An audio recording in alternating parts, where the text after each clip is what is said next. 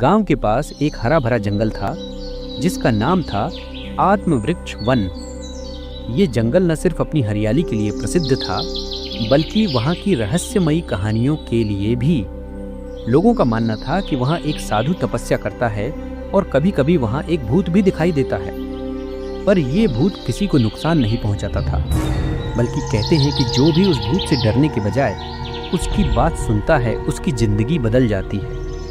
गांव के 4 बच्चों अंश, काव्या, राहुल और परी को जंगल बहुत पसंद था। वे अक्सर वहाँ खेलने जाते और पेड़ों के बीच दौड़ते, झरने का पानी पीते और चिड़ियों की आवाज़ें सुनते। एक दिन उन्होंने तय किया कि वो उस साधु से मिलेंगे और जानेंगे कि वो वहाँ क्या कर रहा है। जंगल के बीचों बीच एक बड़ा पीपल का पेड़ था। उसके नीचे एक बूढ़ा साधु बैठा था। उसके चेहरे पर तेज था और उसकी आंखें जैसे सब कुछ देख रही थीं। साधु ने बच्चों को देखकर मुस्कुराते हुए कहा, तुम सब बहुत भाग्यशाली हो जो इस जंगल में खेलते हो। ये कोई साधारण जगह नहीं, ये एक जीवित ज्ञान है। अंश ने पूछा, बाबा, लोग कहते हैं कि यहाँ कोई भूत है। साधु ने धीरे से जवाब दिया, हाँ, एक आत्मा है, लेकिन वो डरावनी नहीं है, वो एक रक्षक है।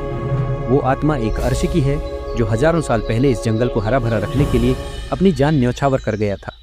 अब वो आत्मा इस वन की रक्षा करती है। अगली सुबह बच्चे फिर जंगल में गए। तभी झाड़ियों के पीछे से एक हल्का नीला प्रकाश निकला और अचानक एक धुंधली आकृति सामने आई।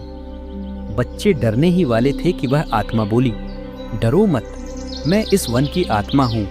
मैंने वर्षों तपस्या करके इस वन को संजीवनी बनाया है। जो भी इसे प्रेम करता है उसकी रक्षा मैं करता हूँ। काव्या ने साहस करके पूछा, हम इस जंगल को कैसे बचा सकते हैं? आत्मा बोली, पेड़ लगाकर, जानवरों की रक्षा करके और लोगों को यह सिखाकर कि जंगल जीवन है। अगर तुम सब ऐसा करोगे तो तुम्हारे जीवन में भी हरियाली और शांति बनी रहेगी। उसके बाद वह आत्मा आसमान की ओर चली गई और एक मधुर हवा जंगल में बहने लगी। अंत में बच्चे गांव लौटे और गांव वालों को सारी बात बताई। पहले तो लोग हैरान हुए, पर जब उन्होंने देखा कि जहां बच्चे पेड़ लगाते हैं वहां चिड़ियां आती हैं, फूल खिलते हैं और वातावरण ठंडा हो जाता है, तब सबने मिलकर जंगल को बचाने की कसम खाई। साधु भी प्रसन्न हुआ और कहा, तुम सबने जो किया वही असली तपस्या है। एक दिन यही जंगल तुम्हारा सबसे बड़ा गुरु बनेगा। सीख, जंगल में रहस्य होते हैं, लेकिन डर नहीं अगर नजर समझ की हो। हर आत्मा बुरी नहीं होती, कुछ रक्षक बनकर भी आती हैं, और जो प्रकृति की रक्षा करता है प्रकृति भी उसकी रक्षा करती है। अगर आपको ये कहानी सच में अच्छी लगी हो तो बस एक छोटा सा लाइक जरूर कर दीजिए। आपका एक लाइक हमें बहुत हौसला देता है। और हाँ, इस वीडियो को अपने दोस्तों और परिवार वालों के साथ जरूर शेयर करें ताकि वो भी इस मज़ेदार और सीख से भरी कहानी का मजा ले सके।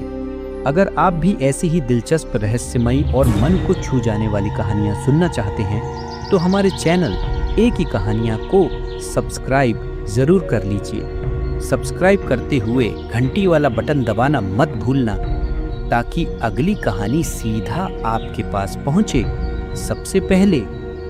फिर मिलते हैं एक नई कहानी के साथ। तब तक अपना ख्याल रखिए और याद रखिए, कहानियाँ सिर्फ सुनने के लिए नहीं होती, कभी कभी कुछ सिखाने के लिए भी होती हैं।